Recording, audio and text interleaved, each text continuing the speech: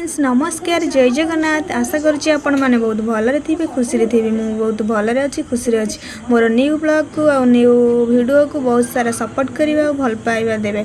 आशा करुच्ची channel को subscribe करेंगे। जदि वीडियोटी भल लगे लाइक करदे शेयर करदे। आज माछ बेसर करने को जाऊँ माछ को फ्राए कर चलतु कड़े बसई नहीं फुटण भी देदेची टे पियाज से देदबा पियाज टे फ्राए हो आसला। एबे मु टमाटो पकई नहीं हल्दी पाउडर लंका पाउडर लुण टिके पकई नहीं टमाटो को भल से फ्राए कर नबा। देखंतु टमाटो बहुत भाव सॉफ्ट हो सारा। एबे आम बेसर को नहीं जावा बेसरटा को कम फ्राए करवा नहले पिता लगे। एबे देखंतु मसला भल भाव में रेडी हो गलानी। मो पानी पकईदेली पानी की फुटवा को छाड़देवे तापर मु माछ को छाड़ी देछि 5 से 7 मिनट फुटवा को छाड़देवे।